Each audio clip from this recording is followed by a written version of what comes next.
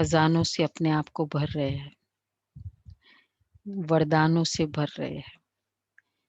तो 1 घंटा केवल वरदान, खजाना। खजाना मिले तो व्यक्ति कुछ का कुछ कर ले, अगर मिलना हो, मिल रहा है तो चलो ऐसे लगे कि बाबा सामने दे रहे ज्ञान का खजाना और मैं ले रही हूँ। और मिलने के बाद क्या करता है खजाना? यूज करता है और देता भी है, दान।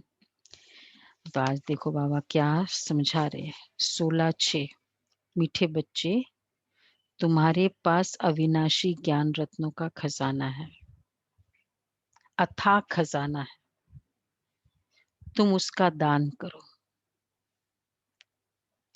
तुम्हारे दर से कोई भी वापस नहीं जाना चाहिए।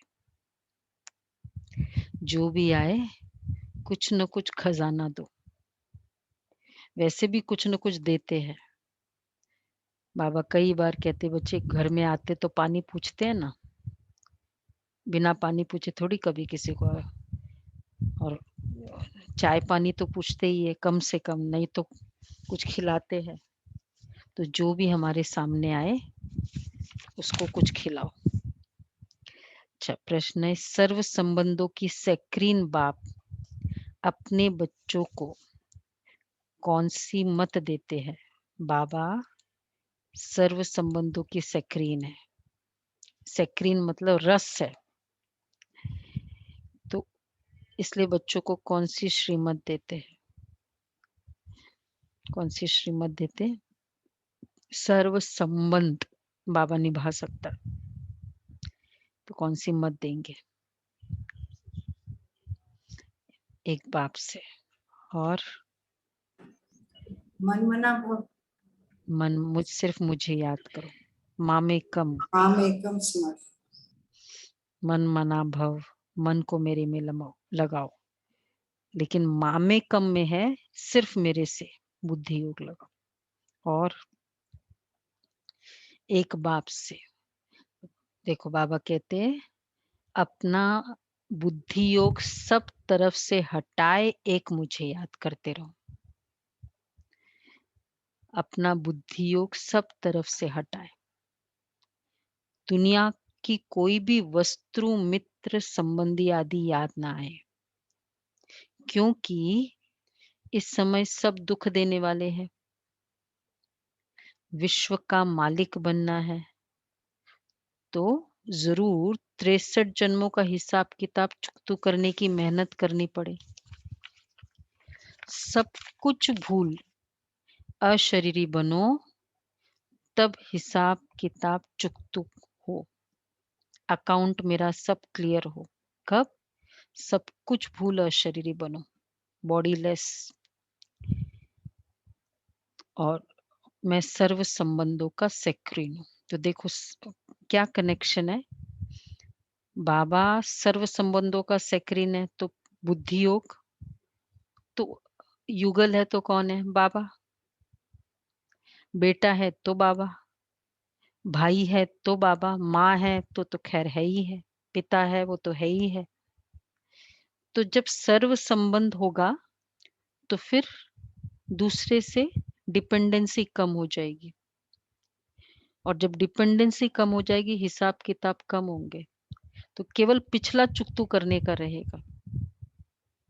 इसलिए बाबा कहते हैं फिर अशरीरी बना, तो बाबा के याद करने से आगे का स्टॉप हो जाता है, अशरीरी बनकर याद करने से पीछे का स्टॉप हो जाता है। Clear account. ओम शांति। बाप दादा बच्चों से पूछते हैं, बच्चे आंसर देना, किसकी याद में बैठे हो? अभी तो क्लियर याद आ रहा है ना, सामने शिव बाबा। किसी ने नहीं कहा कुछ भी नहीं। बाबा की याद में, शिव बाबा की, बाबा शिव बाबा की याद। ने कहा शिक्षक शिव बाबा सामने, शिक्षक शिव बाबा सामने है। एग्जैक्टली सामने शिव बाबा दिख रहा है, बहन दिख रही है कोई? देखो बुलंद आवाज में कहना चाहिए शिव बाबा की याद में बैठे हैं, बुलंद आवाज में। चलो सेंटर नहीं है वैसे बोल, जोर से बोलो। शिव बाबा के तुम बच्चे अर्थात आत्माओं का कनेक्शन है शिव बाबा से। हमारा तो है ही, अभी बाबा को ही, बाबा मेरे सामने ही है। तुम शिव बाबा के बनते हो इन द्वारा, क्योंकि शिव बाबा इनके द्वारा ही मिलते हैं। इनके द्वारा ही शिव बाबा मिले। यह बीच में दलाल भी कहा जाता है। विदाउट इनका मैं नहीं मिल सकता हूँ। तुम्हारा, अब देखो इम्पोर्टेंट कितना है, इनके द्वारा ही मिल सकते हैं। और कोई दलाल, ये वहां तो 2-4 ब्रोकर्स होते हैं, यहाँ एक ही ब्रोकर है, कोई दलाल है नहीं बीच में। और तुम्हारा फिर दलाल से कोई कनेक्शन नहीं है, ये भी बोल दिया साथ में। यह तो सिर्फ बीच में मोहर मार्फत है, वाया है। लेन देन का हिसाब किताब मैं जो भी ले रही हूँ, दे रही हूँ, किससे ले रही हूँ? लेन देन का हिसाब किताब किसके साथ है? बाबा से। बाबा से मुझे मिल रहा है, शिव ज्ञान बाबा भी मिल रहा है, बाबा से मिल रहा है। ये मार्फत है। और इसी तरह दे भी रही हूँ तो किसको दे रही हूँ? शिव बाबा शिव बाबा के बच्चों तो बाबा कहते हैं इनसे कुछ कनेक्शन नहीं है, इनका भी लेन देन बाप से।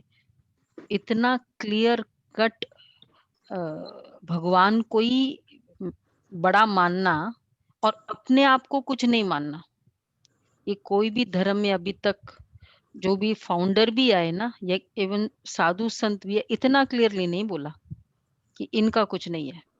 वो कहते हैं देखो गुरु की भी महिमा होनी, मतलब वो खुद ही स्वयं की महिमा जरूर करते हैं। मतलब है भगवान सब कुछ है, लेकिन मैं कुछ नहीं, ये भी बताना जरूरी है ना। तो बाबा ये कहते हैं, इन ये भी उस बाप को कहते हैं बाबा मेरा सब कुछ आपका है। इनका भी लेन देन बाप से है। तुम्हें भी एक तो निश्चय यह है कि हम आत्मा है, और दूसरा यह भी निश्चय कि हम आत्मा अभी परमपिता परमात्मा से वर्षा ले रहे हैं। मनसा वाचा कर्मणा, तन मन धन से हम शिव बाबा के मददगार बनते हैं। यह सब कुछ शिव बाबा को अर्पण किया हुआ है। सब कुछ बाबा को अर्पण करना का मतलब क्या हुआ?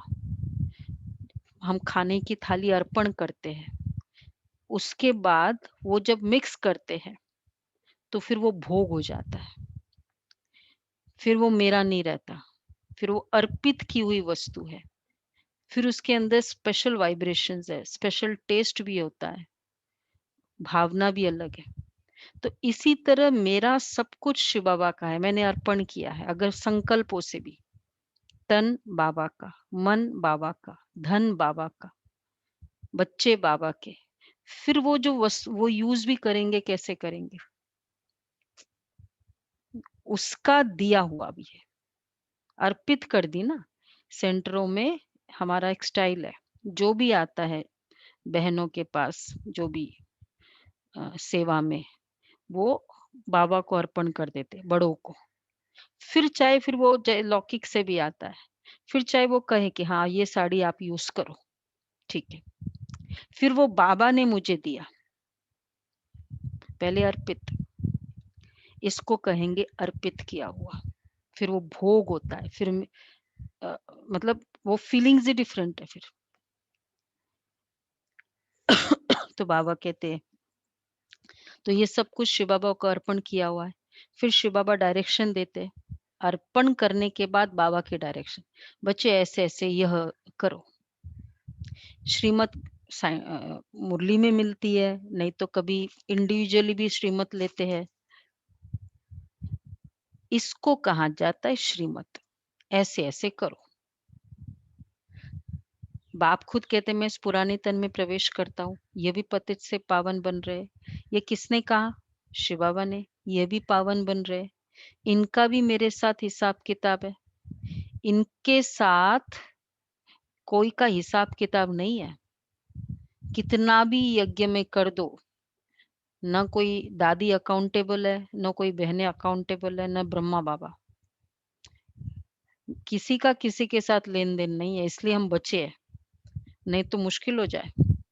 एक एक का से एक एक की सेवा ले तो बोझ चढ़ जाए फिर तो। बाबा के घर में बाबा के बच्चे जो सेवा करते हैं, सब उसके पास, वही हजम कर सकता है। हम नहीं करते। तो बाबा कहते हैं कि इनका भी मेरे साथ हिसाब किताब है, इनके साथ कोई का हिसाब किताब ही नहीं। तुम चिट्ठी लिखते हो, अब देखो एक एक बच्चा बाबा के यज्ञ में पूरा जीवन दिया, कितना बड़ा कॉस्ट हो जाता है अगर एक आत्मा के प्रति दिया जाए तो। वहां तो केवल तन देते हैं, कभी कभी मन और धन इतना देते भी नहीं है, होता है ना। शादी तो कर लेते लेकिन मन इतना नहीं देते, अपनी बिलीफ से होते। यहाँ तो मन भी पूरा देते, धन भी पूरा, सब कुछ बाबा। तो ये कोई आत्मा को तो बहुत हिसाब किताब बन जाए। इसलिए बाबा कहते हैं इनके साथ कोई का हिसाब किताब नहीं। तुम चिट्ठी लिखते हो शिव बाबा केयर ऑफ ब्रह्मा, परंतु माया ऐसी है जो निरंतर याद ही नहीं करने देती है, बुद्धि योग घड़ी घड़ी तोड़ देती है। अगर यही पक्का पुरुषार्थ करेंगे तो फिर दूसरा सब कुछ भूल जाएगा, शरीर भी भूल जाएगा। यह शरीर होगा परंतु आत्मा को इन सब चीजों से नफरत होगी। देखो उसके बाद क्या स्टाइल होगा, अर्पित करने की हुई वस्तु को यूज करने वाला। शरीर भी भूल, शरीर होगा परंतु आत्मा को इन चीजों से नफरत, नफरत मतलब डिटैचमेंट। यह अवस्था जमाने की प्रैक्टिस करनी होती है। सिर्फ बाबा और सब कुछ। एक्चुअली जब तक रिप्लेस नहीं करेंगे ना बाबा को, एक तो बाबा का सारे सब संबंधों का अनुभव नहीं होगा, और दूसरा उन आत्माओं से डिटैचमेंट नहीं होगा। रिप्लेस करो, बच्चा, हम बाबा मेरा बच्चा है, बच्चे की तरह बाबा की फीलिंग, जब भी बच्चे की फीलिंग आई युगल बाबा है, तो फिर रिप्लेसमेंट होगा। ये स्टाइल ही हमारा जो दुनिया में जीने का स्टाइल ही यही रहा, एक दूसरे से अटैच होते गए, पहले से डिटैच होते गए। इसलिए बाबा कहते हैं ये अवस्था जमाने की प्रैक्टिस करनी होती है, अंत में हमको अपना शरीर भी याद ना पड़े। बाप कहते अपने को अशरीरी समझ, मुझ बाप को याद करो। देखो पॉइंट ऑफ लाइट आ जाओ, एकदम अशरीरी, जैसे ज्योतिर्बिंदु, कुछ भी याद ना आए,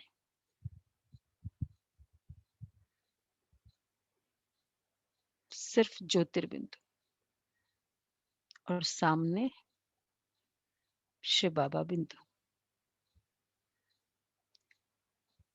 ओके, 5-5 सेकंड भी अगर स्थित हो जाए ना एक्सक्लूसिवली, बहुत शक्ति है, एनर्जी है इस फीलिंग में। बाबा कहते अंत में हमको शरीर भी याद ना पड़े। बाप कहते अपने को अशरीरी समझ, मुझ बाप को याद करो। मैं सदैव अशरीरी हूँ, तुम भी अशरीरी थे, फिर तुमने पाठ बजाया, अभी फिर तुमको पाठ बजाना है, यह मेहनत है ना। विश्व का मालिक बनना कोई कम बात है क्या?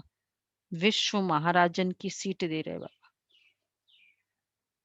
मनुष्य विश्व का मालिक बन सकता है, ये देवता भी मनुष्य है, परंतु इनको दैवी गुण वाले मनुष्य कहा जाता है। लक्ष्मी नारायण विश्व के मालिक थे, इन्हों को अपने बच्चे होंगे, वही उनको माँ बाप मानेंगे लक्ष्मी नारायण के तो। परंतु आजकल मनुष्य अंधश्रद्धा से इन लक्ष्मी नारायण को, इसलिए लक्ष्मी नारायण को एक टाइटल सूट नहीं करता है, त्वमेव माताश्च पिता त्वमेव, क्योंकि वो केवल माता पिता दो बच्चों के ही है, विश्व के नहीं है। वास्तव में यह महिमा है, त्वमेव माताश्च पिता त्वमेव। कौन एलिजिबल है इसका? शिव बाबा की।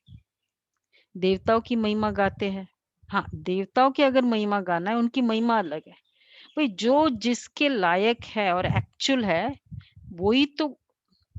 अब कोई कहे कि तुम बहुत समझदार हो, नहीं बहुत धैर्यता वाले हो, अब उसमें इतना धैर्यता का गुण ना हो, तुम मेरे डैडी के जैसे हो पर डैडी की तरह कभी किया ना हो, तो फिर कैसे बोल सकते हो उसको? देवताओं की महिमा है। तुम सर्व, 16 कला संपूर्ण हम्म, संपूर्ण निर्विकारी ये महिमा मर्यादा। ठीक है, परंतु उन्हों की पूजा क्यों करते ये किसको पता नहीं। अभी तुम ऐसी महिमा नहीं गाएंगे, तो देवताओं की एक महिमा नहीं गा सकते। कौन सी? तुम मात तुम पिता, माता पिता की। हम बालक तेरे। ये हाँ, कई तुम लोग जो जानते है हो ऐसे पढ़े लिखे लोग हैं और कृष्ण जी को माता पिता मान रहे हैं, पढ़े लिखे चार्टर्ड अकाउंटेंट। उस पढ़ाई से कनेक्शन नहीं है ना। जो 25-30 साल के थे कृष्ण जी, तो भावना का उनको माता पिता मान। कनेक्शन, जो बिलीफ बनी है उसका कनेक्शन पढ़ाई से नहीं होता।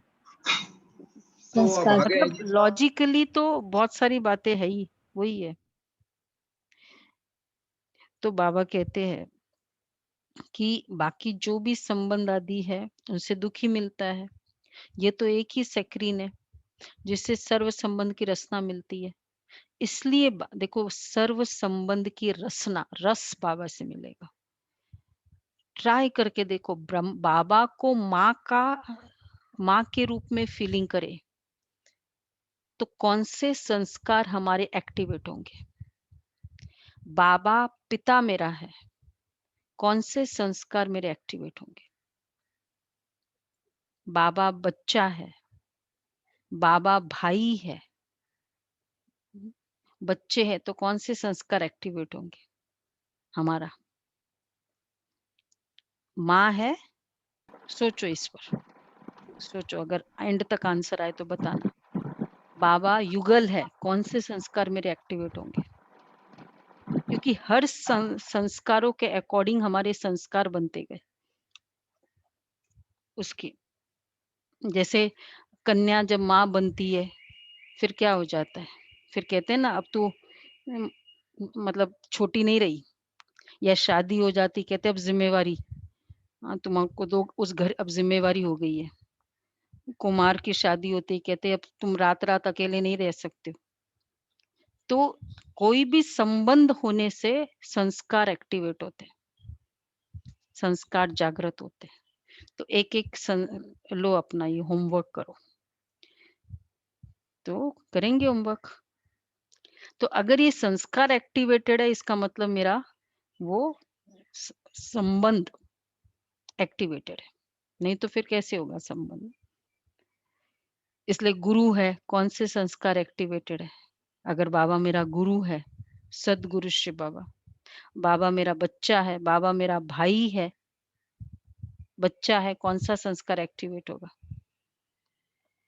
देने का नेचर होगा, बच्चे को खिलाने का नेचर होगा, तो देने का संस्कार बहुत पावरफुल होता जाएगा। इस तरह तो बाबा कहते हैं, इसलिए बाप कहते हैं मामा काका चाचा आदि सबसे बुद्धियोग हटाए, मामे कम याद करो। तुम गाते भी दुख हरता सुख करता, सर्व का सदगति दाता एक ही बाप है, वही हमारा सब कुछ है। लौकिक बाप से भी दुख मिलता है, बाकी टीचर है जो किसको दुख नहीं देते। एक्चुअली क्यों दुख मिलता है सबसे, दुख के प्योर लव के 3 कैरेक्टरिस्टिक्स जो हम हमेशा हम कहते हैं, अनकंडीशनल, निस्वार्थ, परमानेंट और अविनाशी। अगर इसमें से एक भी कंडीशन नहीं है तो वह प्यार, चाहे धोखा का हो चाहे दुख देने वाला का। अब लौकिक बाप का प्यार, चलो पेरेंट का अनकंडीशनल मान भी ले, पर लेकिन आखिर तो शरीर विनाशी है ना। फिर क्या कहते, बहुत दुख हो रहा है, वो आत्मा चली गई, तो बाबा कहते हैं तुम गाते हो दुख हरता सुख करता, लौकिक बाप से भी दुख मिलता है, इसलिए दुख मिलता है। वैसे उस तरह की भावना से नहीं बाबा कह रहे, उनको ही याद करते हैं। वास्तव में भक्ति भी एक ही करनी है, वह एक ही तुमको पूज्य बनाते। तुम पहले पहले एक शिव बाबा की पूजा करते हो, उनको सतो प्रधान भक्ति कहा जाता है। फिर आत्मा भी सतो प्रधान से सतो रजो तमो बनती है। तुम समझते हो हम पुजारी बनते हैं, तुम पहले एक शिव की पूजा करते हो, फिर कलाएं कम होती जाती है। भक्ति भी तमो प्रधान से सतो प्रधान से सतो रजो तमो बनती है। पहले तो सतो प्रधान भक्ति होती थी ना, सतो प्रधान एक शिव की भक्ति, उसको सतो प्रधान भक्ति कहा जाता है। सारा ड्रामा, तो इसलिए हर चीज 4 फेजेस से गुजरती है, चाहे वो आत्माएं है, चाहे वो प्रकृति है, चाहे वो वर्ल्ड है, चाहे वो भक्ति है, उसका भी 4 फेजेस है। तो पहले भी भक्ति सत्व प्रधान थी। मतलब ये इटर्नल लॉ है कि जो भी इस संसार में होगा वो चारों फेजेस से गुजरना ही है। तो बाबा कहते धर्म भी 4 फेजेस से गुजरते। सारा ड्रामा तुम्हारे ऊपर ही बना हुआ है, आप ही पूज्य, आप ही पुजारी। जो 84 जन्म पूरे कर लेते उनको ही उनकी कहानी है, उनको ही बाप बैठ समझाते हैं। तुमने 84 जन्म कैसे लिए, किसको कहा जाएगा, पूरी स्टोरी किसको सुनाई जाएगी। देखो वो फ्लैशबैक करते हैं ना, वो बच्चे को बोलते देखो ऐसे ऐसे हुआ था, ये हुआ था। तो जिसने पूरी स्टोरी किसको कहा जाएगा, जिसने पूरे सब कुछ है, पूरे 84 जन्म ली। इसलिए उनको अच्छी भी लगेगी। ड्रामा की हर पॉइंट हम सबको अच्छी लगती है, कुछ भी पॉइंट ऐसा तो नहीं लगता नहीं नहीं ऐसे कैसे फिक्स्ड कैसे हो सकता है, मैं तो नहीं एग्री करती हूँ।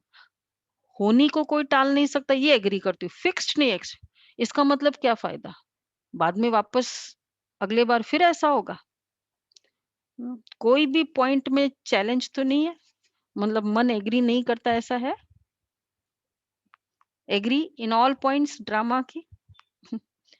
Very good. 84 जन्म लेने वाली आत्मा है ना, तो तुमने 84 जन्म लिए, हिसाब ही उनका है। इसलिए जो कम जन्म लेने वाली होगी ना, वो लगेगा क्या है, ऐसा कैसे हो सकता है, तुम फिक्स्ड कैसे कहते हो।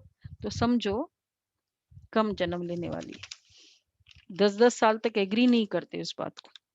जो पहले पहले पूज्य देवी देवता बनते वही पुजारी बनते। बाप कहते मैं कल्प कल्प आकर तुमको पढ़ाता हूँ और देवी देवता धर्म की स्थापना करता हूँ, राजयोग सिखाता हूँ। हमने अभी किया था सीरीज, ड्रामा वाला किया ना सीरीज शाम के समय।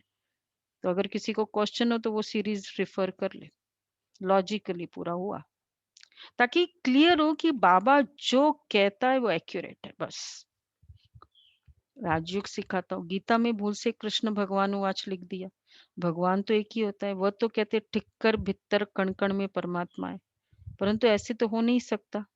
भगवान की तो महिमा अपरंपार है। कहते हे बाबा तुम्हारी गतमत न्यारी, अर्थात तुम्हारी जो श्रीमत मिलती है वह सबसे न्यारी है।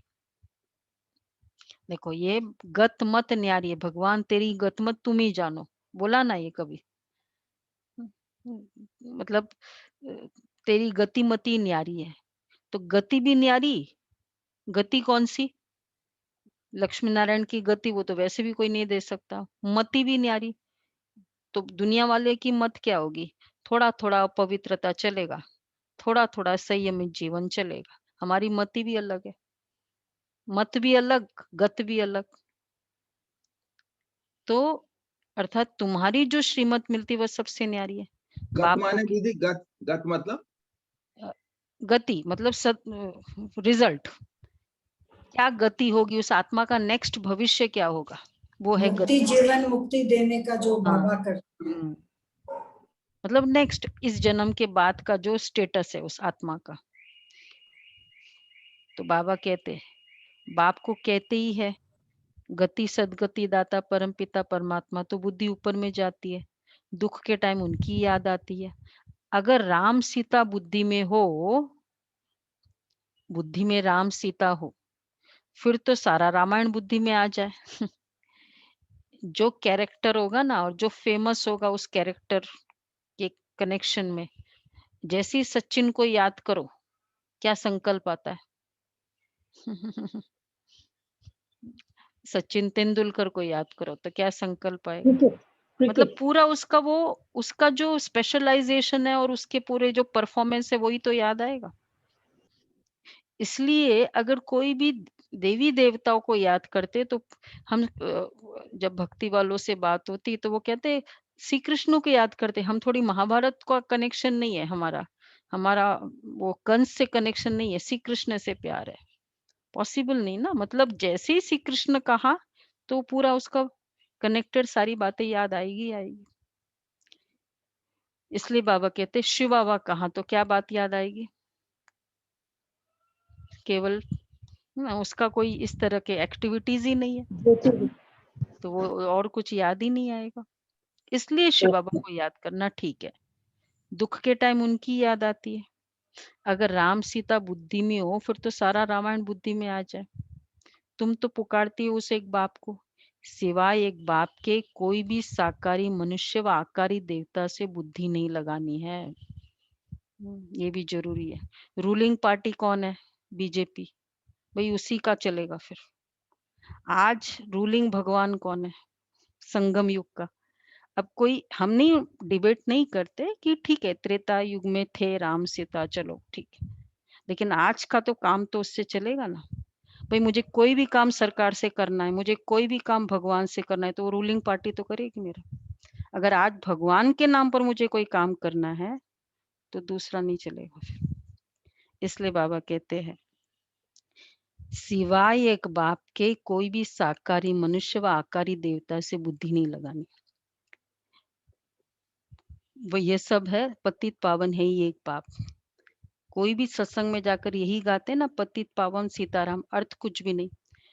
एक्चुअली ये है तो बड़ी डिफिकल्ट है डाइजेस्ट करने की, क्योंकि मुझे भी इतना इजीली डाइजेस्ट नहीं हुआ। भक्ति में जो पावर होते हैं ना, मैंने फिर सोचा कि देखो यहाँ भी निराकार याद करते हैं, पॉइंट ऑफ लाइट। अब निराकार तो हमारे में भी है, ज्योतिर्बिंदु, पॉइंट ऑफ लाइट। तो चलो न्यूट्रल फिगर है तो कोई प्रॉब्लम नहीं है, हम भी याद करते, तुम भी याद करते। हमारे से कोई एकदम डिफरेंट फिगर होता तो हम सोचते। तो ऐसे कर करके शिफ्ट किया अपने आप को, फिर उसका बेनिफिट होता गया।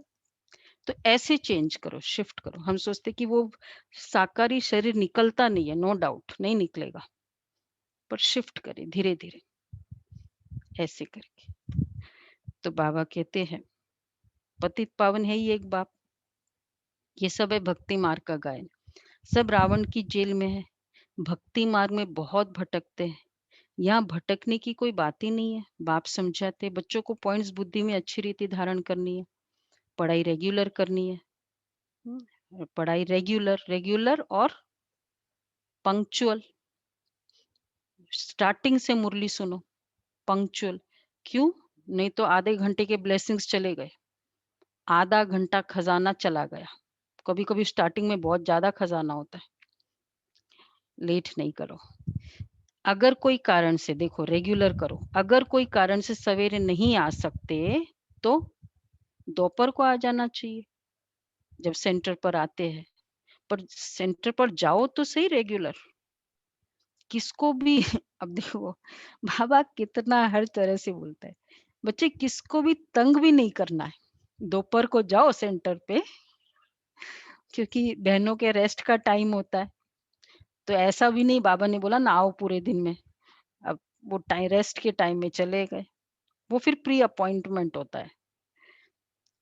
अच्छा, फिर सारा दिन पढ़ा है, कोई भी समय, देखो वैसे भी बोल दिया किसको तंग भी नहीं करना है, सारा दिन पढ़ा है। बच्चे कोई भी समय जाकर पढ़ना है, सेंटर पर जाके मुरली सुनो, पढ़ो। वो हमने देखा कि जहां सेंटर का टच छूट गया ना, तो फिर वो कहते मुरली रोज पढ़ते पढ़ते, पहले जूम पे क्लास करते थे, फिर कहते बस यूट्यूब पे रोज सुनता हूँ। फिर हमने पूछा भाई यूट्यूब पे रोज सुनते? हाँ, फिर पूरे दिन में कभी भी सुन लेता हूँ। अच्छा, फिर आज सुना, कल सुना, नहीं सुना, तो पूरे दिन में कभी भी, मैं तो कभी भी टाइम नहीं मिलता। इसलिए बाबा क्यों सेंटर का। तो बाबा कहते हैं ये बच्चियां तो कोई भी समय जाकर पढ़ना है। ये बच्चियां सुबह से लेकर शाम तक सर्विस पर है, सेंटर पर जाओ। मौत तो सारा दिन सर्विस स्टेशन खुले हुए हैं। हाँ, देखो हमारा भी सर्विस स्टेशन खुलते हैं, आज अभी आजकल खुलने लग गए ना सब। बाकी अनलॉकिंग हो गया तो सेंटर भी अनलॉकिंग हो गए। कोई भी आए उनको रास्ता बताना है, पहले पहले तो बताना है। विचार करो, तुमको तो दो बाप है, दुख में पारलौकिक बाप को याद करते ना। अभी शिव बाबा कहते माँ में कम याद करो, मौत तो सामने खड़ा है। ये वही महाभारत लड़ाई है। बड़े पदमपति करोड़पति है, बड़े बड़े मकान आदि बनाते हैं, परंतु बच्चे वह रहना थोड़ी है, सब टूट जाना है। वह तो समझते कलयुग की आयु लाखों वर्ष है। इसको कहा जाता है जो ज्ञान अंधेरा। अज्ञान। अज्ञान अंधेरा। इसको कहा जाता है घोर अंधियारा। 2 मिनट का टाइम है ट्रेन को और आप कहते नहीं 3 घंटा टाइम है। तो ये तो बहुत बड़ा डिसेप्शन है, धोखा है। और वो फिर गई तो गई, मतलब वापस नहीं आएगी, कल्प चली गई। तो ये बाबा कहते हैं मौत तो बच्चे सामने खड़ा है। चलो बाबा जो कहते हैं नहीं बिलीव करो, अब तो देखो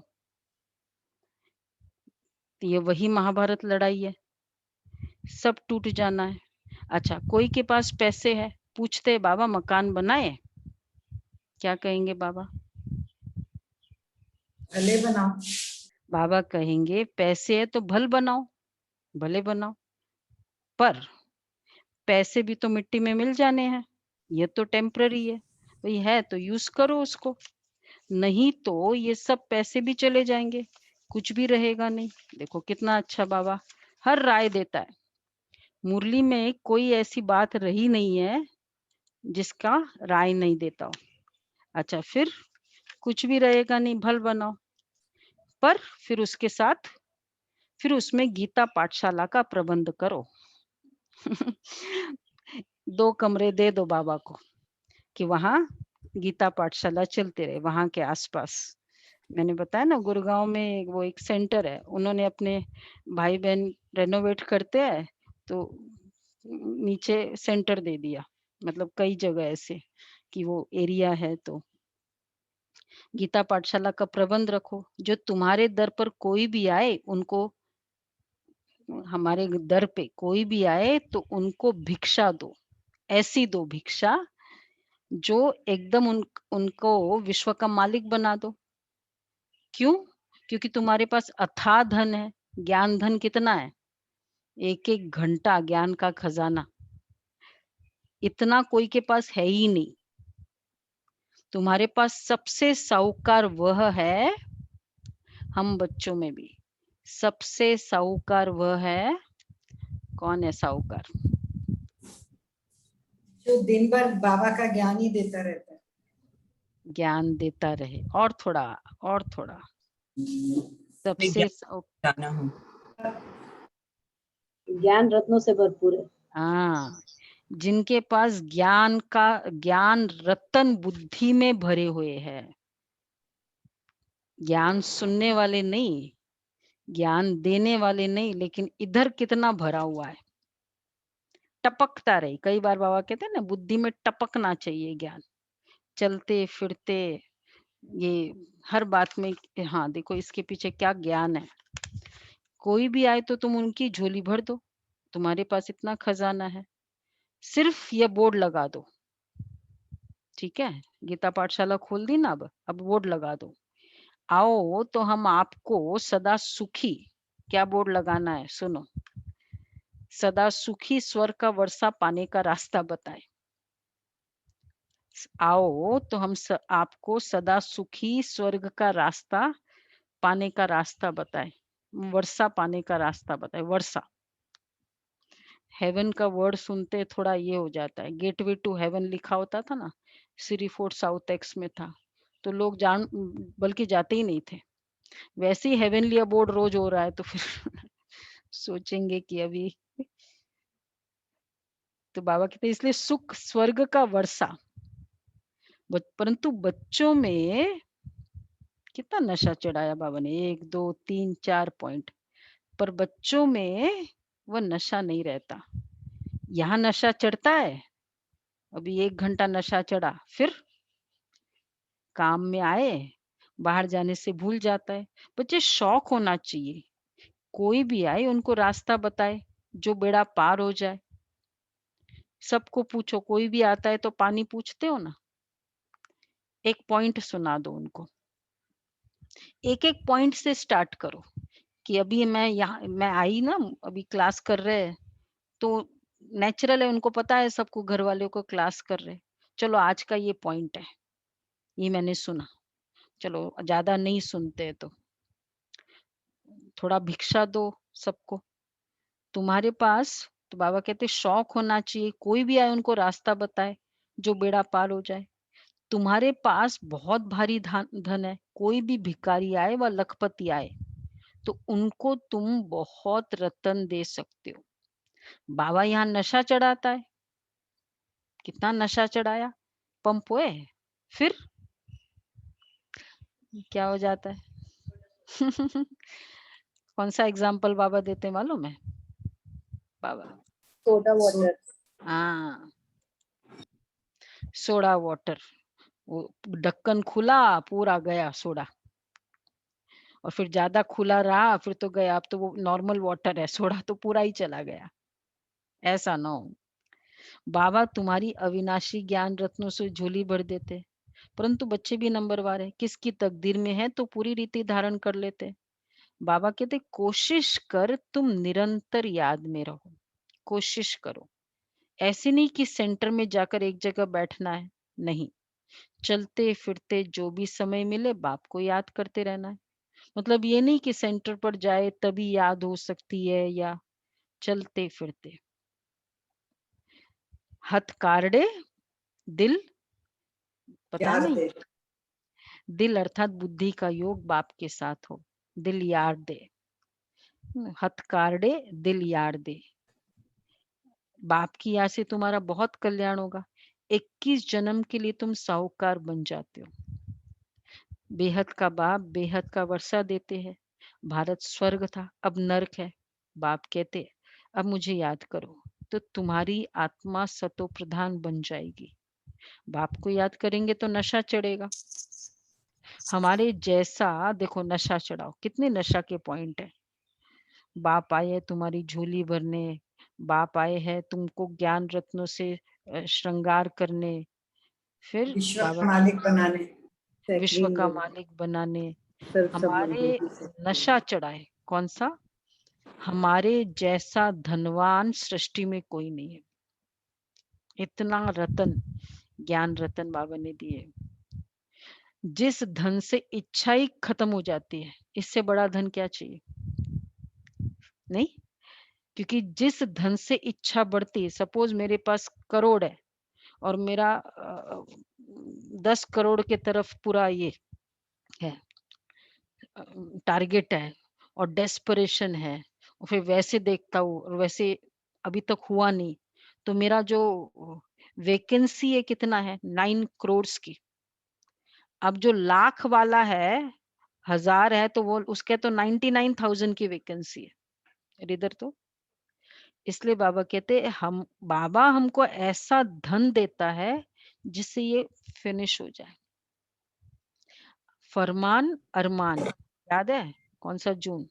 9 जून नहीं, 8 जून का वरदान छाप लेना चाहिए। 8 जून का फरमान फॉलो करो, अरमान समाप्त हो जाएंगे।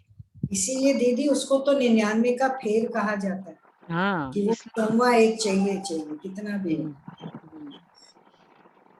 तो बाबा कहते हैं शास्त्रों में तो कितनी दंत कथाएं लिख दी है, गाते भी है, राम राजा राम प्रजा, राम साहूकार, बसे नगरी जिये दाता धर्म का उपकार, ऐसे कहते हैं सत्युग के लिए। फिर कहते राम की सीता चुराई गई, बंदरों की सेना ली। आगे खुद भी पढ़ते थे, कुछ भी समझते नहीं थे, अब कितनी समझ आती है। क्या समझ आई बोलो भाई? राम की, अब उसको हमारा जो स्टाइल है, हमारा स्टाइल क्या है कि जो भी सुनते हैं उसका अभी के क्या सिग्निफिकेंस है ये देखना है ना, ये हमारा स्टाइल है ऑलवेज। तो राम की सीता चुराई गई, तो अब उसका संगम युग का महत्व क्या कहेंगे? सच्चाई अभी राम की ये जो हो रहा है ना, हम लोग सब सीताएं चोरी हो गई थी ना रावण की कैद में। संगम में थोड़ी चोरी हुई है, वो तो पहले ही हो चुकी है। अब संगम में तो हमारी वापस संगम आ में गई, बाबा ने ढूंढ के निकाला है पहले ना हो चोरी। पूछे और हम सब बंदर जैसे हो गए थे, तो राम ने, शिव बाबा ने हम बंदरों की सेना बनाई है। हाँ, आत्माओं को ज्ञान देकर के तो रावण हर की चीज कैद से में छुड़ाने। ये वाला करो स्टाइल कि रिचुअल्स मेमोरियल्स द्वापर युग के, रियलिटी संगम युग और सतयुग के, हर चीज में। तो कोई मेमोरियल्स बोला no problem, very much right है, लेकिन उसका रियलिटी संगम युग का क्या है ये सामने हो। तो राम ने बंदरों की सेना ली, इसलिए उसका कनेक्शन दूसरे और से है। अब बताओ, राम ने हम सब बंदर थे, बंदरों की सेना ली, एक और देवताओं का कनेक्शन है।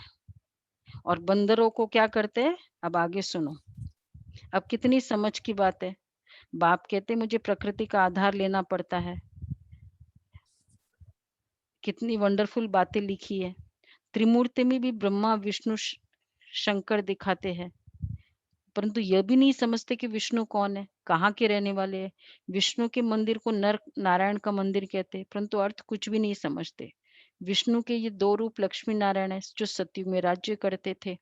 अभी तुम मनुष्य से देवता बन रहे हो, कोई भी आए तो बोलो ब्रह्मा कुमार कुमारिया है, तो प्रजापिता ब्रह्मा सबका बाप है ना।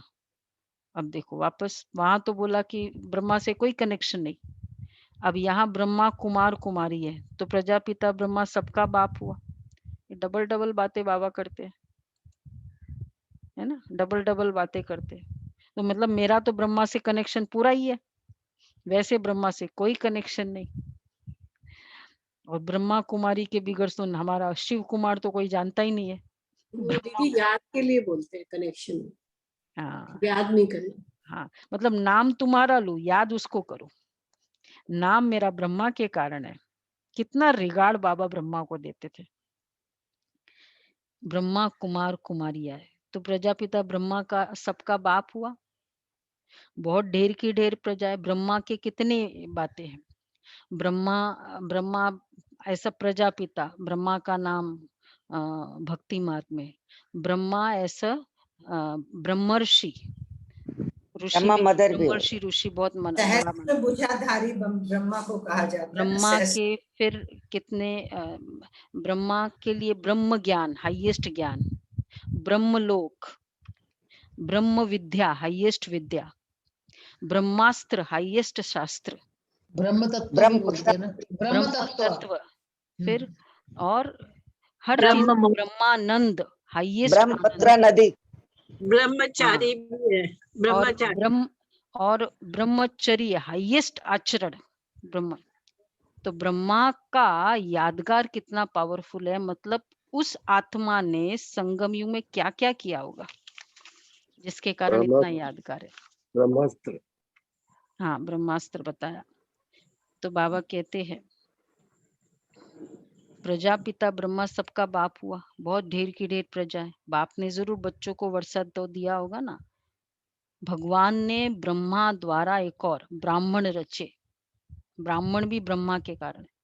तुम बच्चों को विश्व का मालिक बनाते, तुम शिव बाबा से वर्षा पाते हो। एक है लौकिक बाप, दूसरा है पारलौकिक बाप। अब यह तुमको अलौकिक बाप मिला है, यह तो जौहरी था, यह थोड़ी ही कुछ जानता था।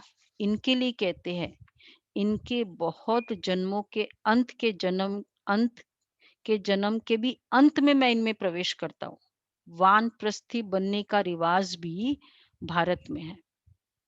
60 वर्ष के बाद गुरु के पास चले जाते हैं, बाप इनमें प्रवेश कर कहते।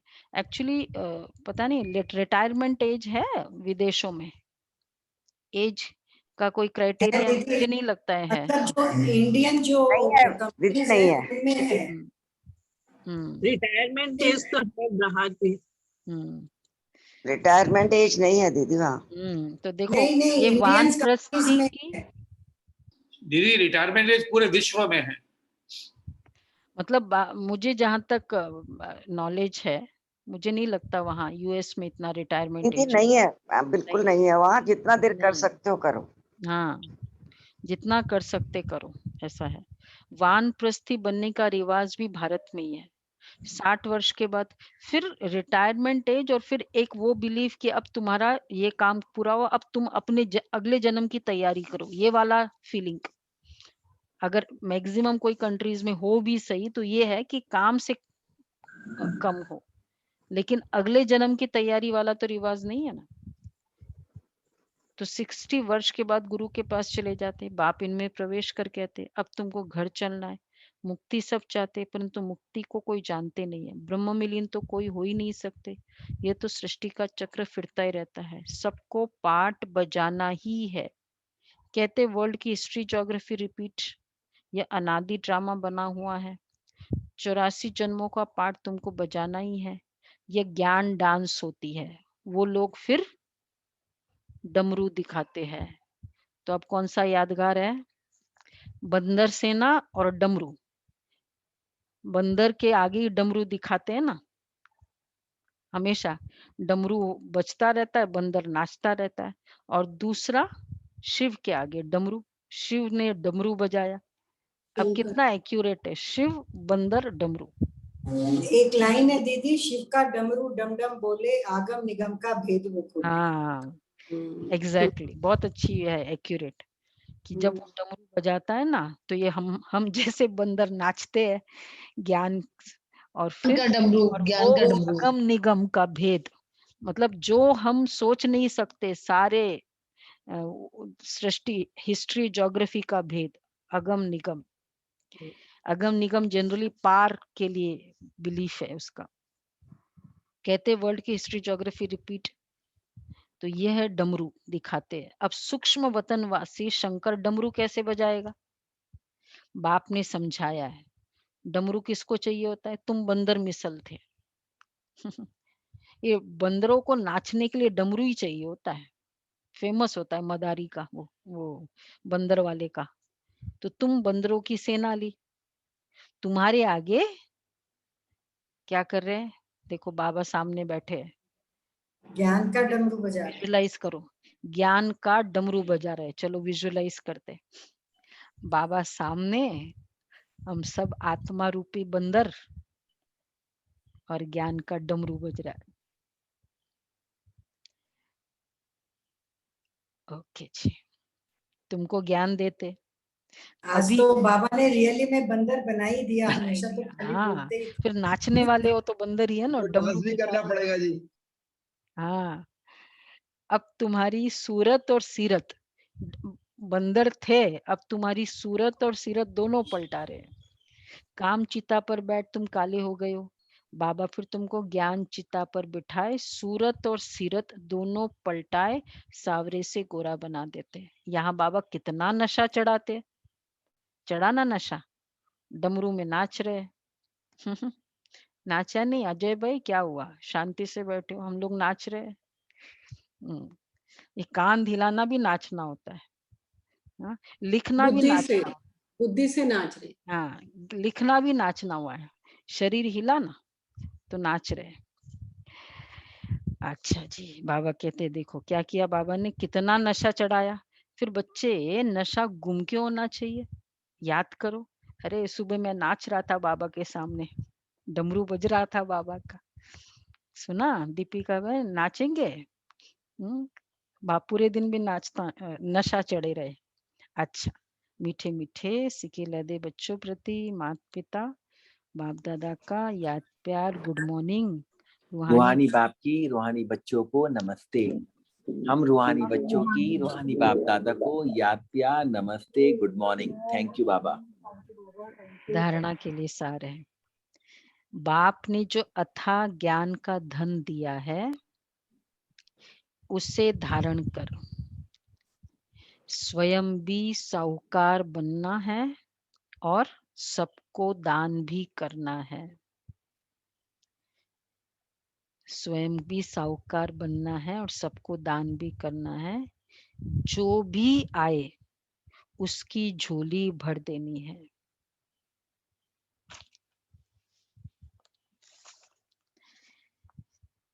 अच्छा, दूसरा है, बाप की याद से ही कल्याण होना है। इसलिए जितना हो सके चलते फिरते बाप की याद में रहना है।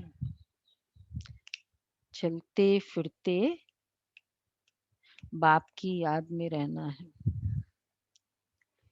सर्व संबंधों की रचना एक बाप से लेनी है। सर्व संबंधों की रचना एक बाप से लेनी है। वरदान है, सारे वृक्ष की नॉलेज को स्मृति में रख तपस्या करने वाले सच्चे तपस्वी व सेवाधारी भव। सारे वृक्ष की नॉलेज को स्मृति में रख तपस्या करने वाले सच्चे तपस्वी व सेवाधारी भव। भक्ति मार्ग में दिखाते हैं कि तपस्वी वृक्ष के नीचे बैठकर तपस्या करते हैं।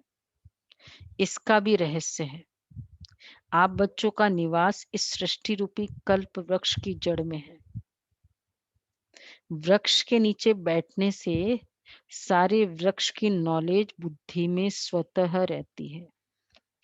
तो सारे वृक्ष की नॉलेज स्मृति में रख साक्षी होकर इस वृक्ष को देखो तो यह नशा खुशी दिलाएगा और इससे बैटरी चार्ज हो जाएगी। फिर सेवा करते भी तपस्या साथ साथ रहेगी।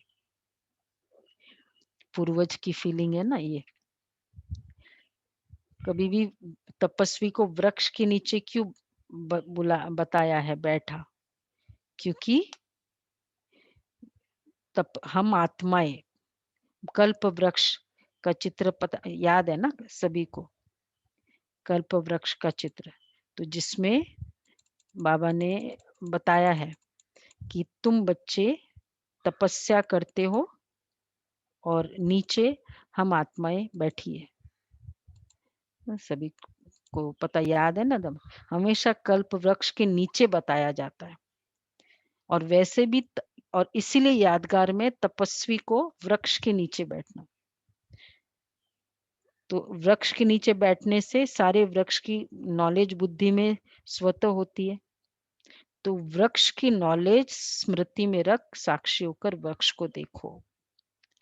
अब पूरे वृक्ष को तो यहाँ कौन सा स्वमान होगा? मैं पूर्वज आत्मा हूँ।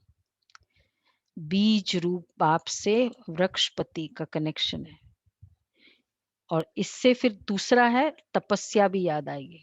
वृक्ष मतलब तपस्या, वृक्ष के नीचे बैठना मतलब पूर्वज और तपस्या।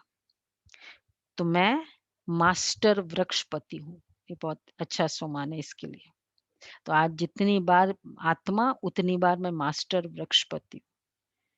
स्लोगन है, तन की बीमारी कोई बड़ी बात नहीं है लेकिन मन बीमार न हो। मन बीमार न हो, मन कभी बीमार न हो। तन की बीमारी बड़ी बात नहीं। जब जो मन से बीमार हो जाता है ना उसका कोई इलाज नहीं, लेकिन तन की बीमारी। अच्छा, आज का अव्यक्त इशारे और मम्मा के महावाक्य दोनों इकट्ठा सुन लेते।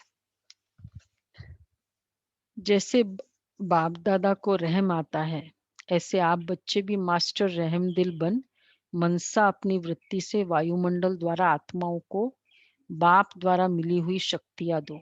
जब थोड़े समय में सारे विश्व की सेवा संपन्न करनी है, तत्वों सहित सबको पावन बनाना है, तो तीव्र गति से सेवा करो। थोड़े समय में तो फास्ट सेवा करो, अर्थात इसलिए निरंतर याद। अगर कलयुग के शुरू में बाबा आता ना तो सुबह एक बार याद करो, शाम को एक बार याद करो तो चलता था। बहुत कलयुग एंड में आया बाबा, इसलिए निरंतर याद। अच्छा जी, अनाउंसमेंट क्या करना है? शांति।